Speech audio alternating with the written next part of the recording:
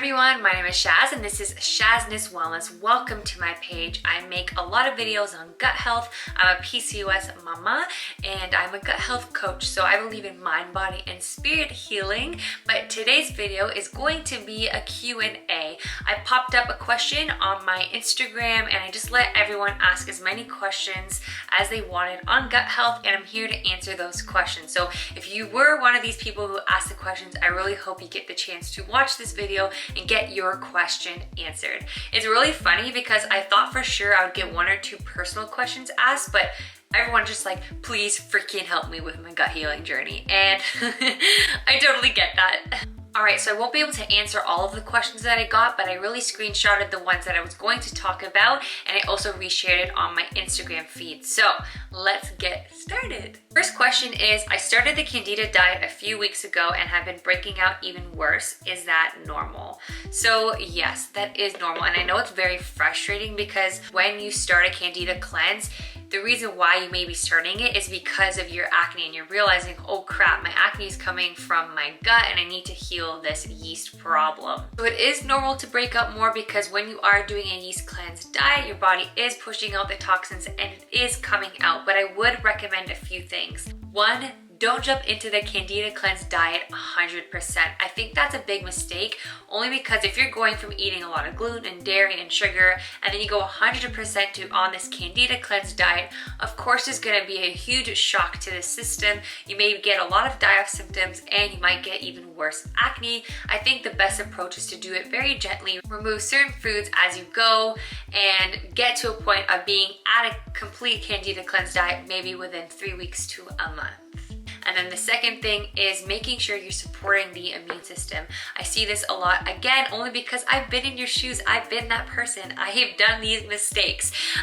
You really need to support the immune system first so that your body is strong enough to push out all of the toxins, making sure your immune system's strong and your bowels are moving. If you're having good poops and you know you've been taking multivitamins for a few weeks before, then should be good to go. Second question, can Candida just die already? Like, seriously. I felt this one so much in my heart, but yeah, it is really annoying, but you have to consider this. How long have I been damaging my gut for? Right? If you've been damaging your gut for over 10 years and you're expecting Candida to die within a month, it's not gonna happen, Bobo. A reminder that you can heal Candida, and you got this. And if you do need help, please reach out. I only healed because I worked with someone that I could chat to every week and answer all my questions and help me keep me confident and calm throughout the journey. I am creating a waiting list, so you can DM me on Instagram or you can email me and ask me to put on the waiting list. I'm currently taking clients from October to December and January to March. So I will be doing 3-month blocks throughout the year that you can book with me if that's something that you are interested in. Question. How did you become a health coach? This is honestly a great question because I had recently gone onto TikTok and it grew really quickly. I think I have about 25,000 followers right now, which is really cool. Love that app so much, but I constantly get asked, are you even a professional? Like, what is a gut health coach? How did you become a health coach? And yes, let me answer that for you. So in terms of my education background, I have a degree in kinesiology. Then I did a postgraduate diploma in wellness and nutrition. From there, I worked as a nutrition and fitness coordinator at a corporate facility where I manage their gym. I'm also a personal trainer. I'm also a fitness class instructor. So I taught classes twice a day. I did one-on-one consults, nutrition programs, exercise programs. I did lunch and learns. I literally did everything mind, body, spirit, wellness at a corporate facility. Stretch breaks, mindfulness sessions, you name it. I actually got laid off my job while I was on mat leave, which was one, really unethical, but kind of a beautiful blessing in disguise because I knew I could just do more and help more people online. I think I was really scared to make the shift to entrepreneurship and just really go Shazness Wellness full out. But I'm doing it now. It's only been a few months that I've been doing it and I absolutely love it. And I'm really grateful that I got that push from the universe and that I'm here doing one-on-ones online. And it more aligns with my purpose because I do believe in gut health. Again, that's why I call myself a gut health coach, because I've done nutrition programs and I've done weight loss programs. And to To me, it made no sense that I was making weight loss programs for people that couldn't poo or that were constantly bloated. I'm like, bro, let's just fix your tummy pain first, you know? And I was a nutrition coach while being in so much pain and suffering with myself. So I learned a lot about myself. I've reached out to a lot of naturopathic doctors and other gut health professionals, and I've learned from them.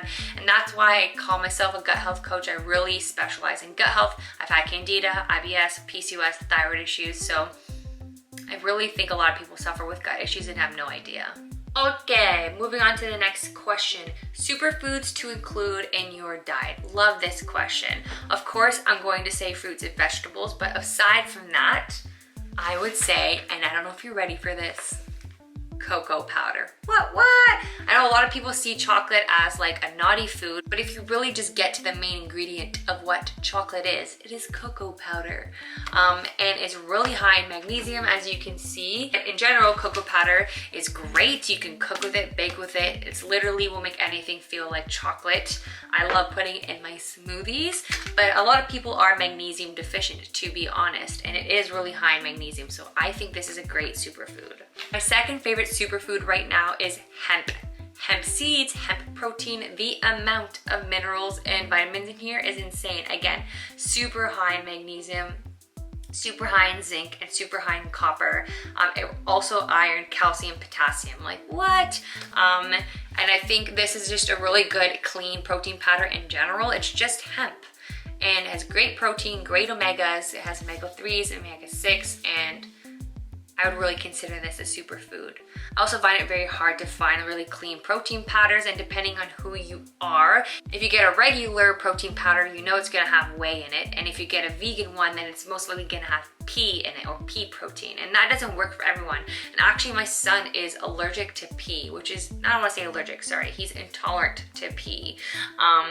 Which is insane. So yeah, I give him hemp protein powder. My third and final superfood would be any type of really deep greens that are going to help your liver and gut detox. So this one's really great. It has spirulina and wheatgrass. Again, really good at pulling and helping the liver detox. The liver does so much for our body, and we really don't give it enough love. I have a whole video on liver love, so definitely check that out if that's interest to you. This supplement has way more than just spirulina. It has chlorophyll, it has spinach, it has kale, it has kelp, it has parsley, celery, grapeseed extract, and dandelion. It is really great. If you want this product, I do have a discount code, and if you want to buy it, you can just click the link in the description. I will link that for you. Okay, next question. How do we deal with low blood sugar while on the Candida diet? I think that's why I was always hungry. I honestly really love this question because when you Google Candida diets, you really think that you have to go completely keto or like absolutely no sugar or no fruit at all. And I really don't think that's the case. I really don't. I think if you are really hungry, firstly, I think a lot of people don't even eat enough on their Candida diet. You really need to make sure that you're feeling very satisfied. You are eating till you're full and obviously not over full.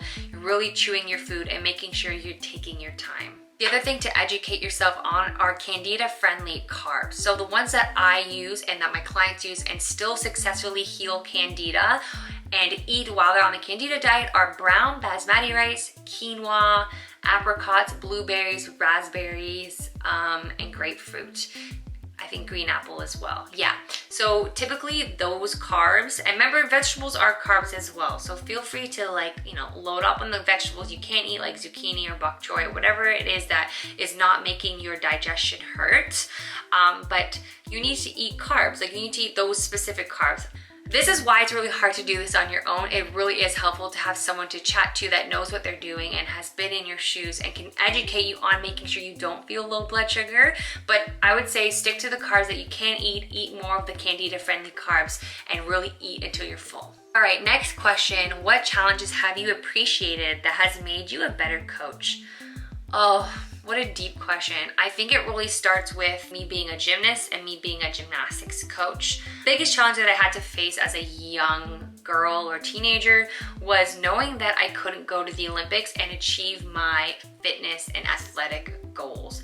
that was a really huge challenge for me, but it really shifted me into the practice of understanding the body, why I always was injured, why I was always sick, and why I didn't make it there. And it really feels like it wasn't talent or hard work. It was really like my body exhaustion and my lack of stress management. So that really forced me to learn about the body, like I said, and educate myself on how I could help other people just feel their best self and achieve their goals. I think the second biggest battle that I had to face was straight up Candida and PCOS and thyroid issues, and feeling like every day was a new symptom.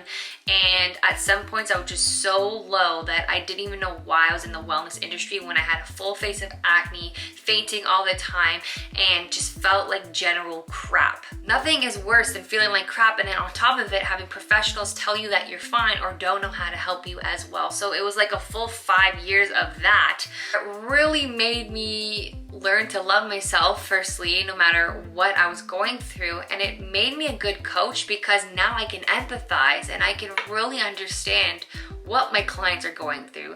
I think the biggest gap between me and other professionals were them thinking they know what's best for me, but they really don't even understand what's going on with me, and just pushing things on me that my intuition was telling me no. I really feel like connecting to my clients on that empathetic level, and it really helps me understand them, and I think they really trust me as well because, you know, I got you. I've been in your shoes. I've been through it. I've successfully healed it. You can too. Okay, next question. Can we drink protein shakes on Candida diet? Can protein shakes make acne worse? So I kind of already talked about this before when it came to superfoods. So you definitely do not want to have any protein shakes that have whey or dairy in them.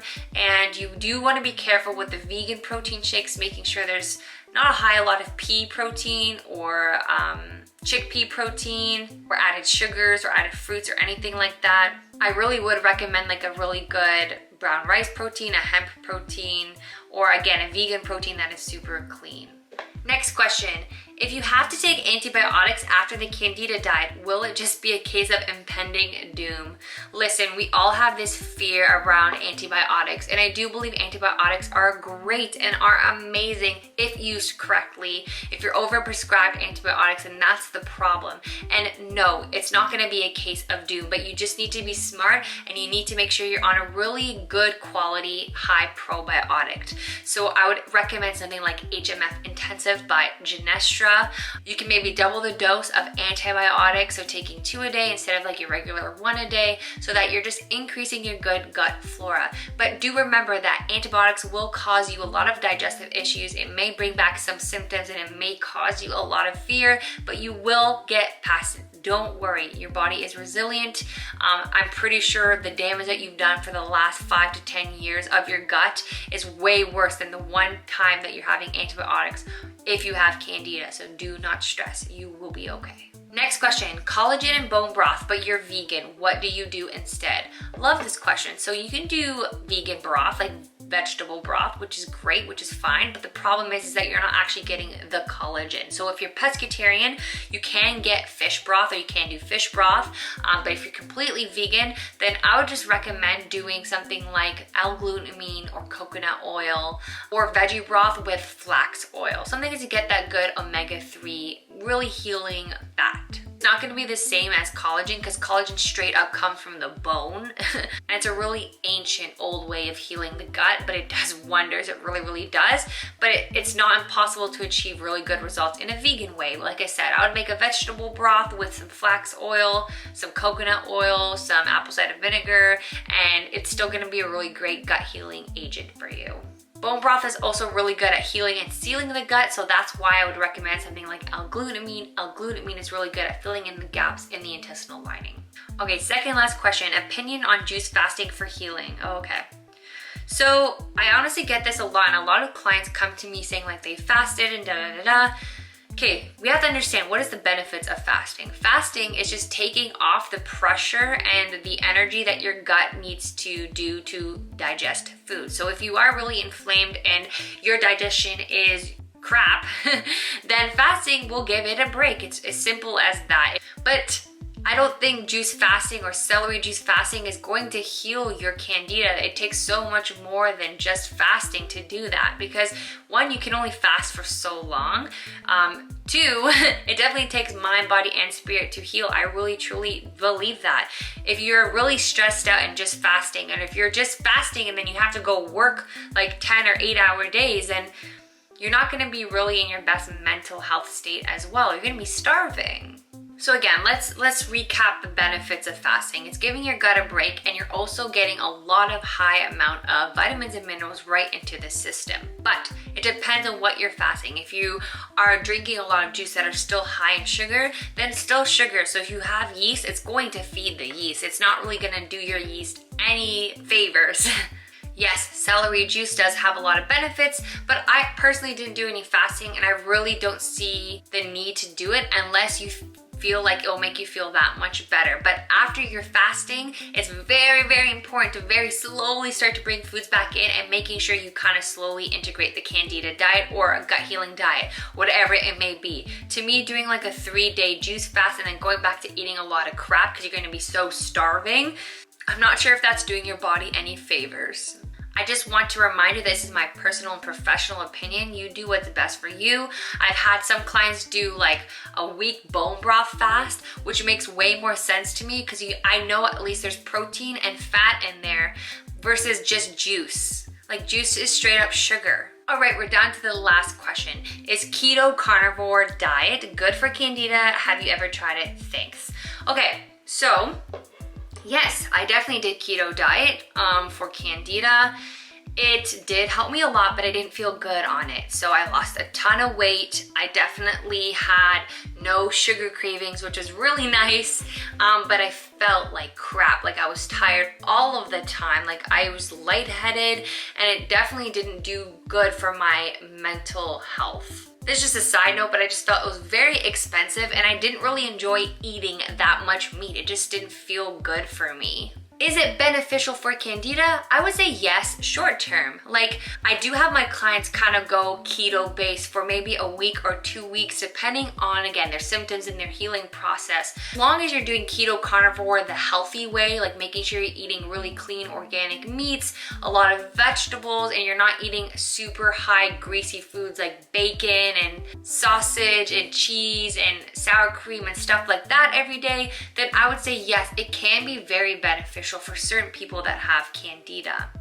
Okay, so that's it for this video. I hope you enjoyed it. I hope if you asked one of these questions that you got a chance to watch this and get your questions answered. Please subscribe to my channel. It really means a lot to me now, especially that I'm an entrepreneur and doing my work fully online. It really helps me out. So subscribe to my video. I make videos every single Wellness Wednesday. Of course, leave your comments below. Always ask what you need, and I am here for you. You can follow me on Instagram and on TikTok, and you can email me with any questions, or if you'd like to be booked for one-on-one gut healing course. I offer 2 different programs, a 3-month one-on-one gut healing course, Mind, Body, Spirit, or a gut healing starter kit. So let me know what you need from me, and I want to send you so much love. Mwah! Bye!